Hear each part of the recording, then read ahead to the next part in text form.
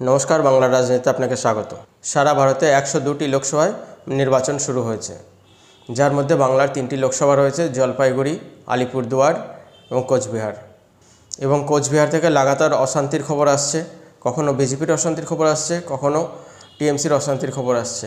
Vote যে শান্তিপূর্ণভাবে হচ্ছে সেটা একদমই বলা যাবে না। দেশের অন্যান্য জায়গা থেকে কোনো রকমের অশান্তির খবর এখনও পর্যন্ত পাওয়া যায়নি, কিন্তু বাংলা তার পুরনো ধারায় অব্যাহত আছে।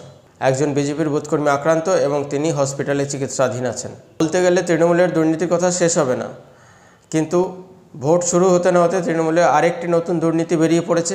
রাজ্য সরকারের তরফ থেকে স্কুলের মেয়েদের যে সবুজ সাথীর সাইকেল দেওয়া হয়, সেই সাইকেল এখন পাওয়া যাচ্ছে বাংলাদেশেও। বাংলাদেশের বাজারে 7,500 থেকে শুরু করে 8,500 পর্যন্ত দামে সেই সাইকেল বিক্রি হচ্ছে, সম্পূর্ণ পশ্চিমবঙ্গ সরকারের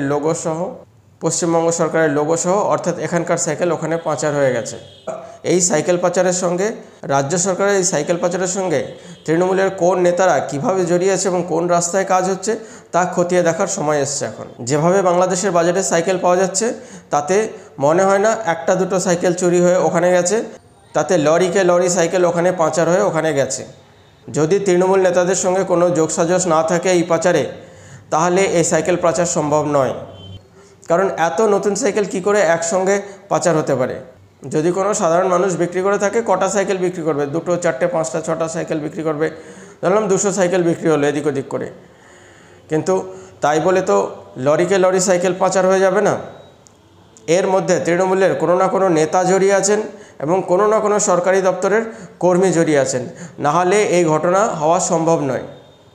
এত বড় স্কেলে এই ঘটনা হওয়া সম্ভব নয়। মমতা ব্যানার্জি কি চাইছেন পশ্চিমবাংলার সমস্ত সম্পদ বাংলাদেশকে দিয়ে দিতে, বাংলাদেশকে বিক্রি করতে, এবং বাংলাদেশ থেকে তার পরিবর্তে স্লোগান ধার নিচ্ছেন?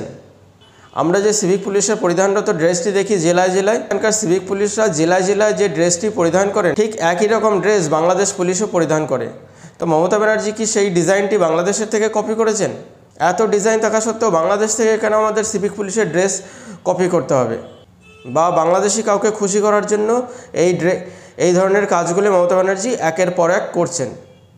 দর্শক, ভিডিওটি কেমন লাগলো জানাবেন কমেন্টের মাধ্যমে। আর উৎসাহবর্ধনের জন্য লাইক করুন, শেয়ার করুন, সাবস্ক্রাইব করুন। ধন্যবাদ।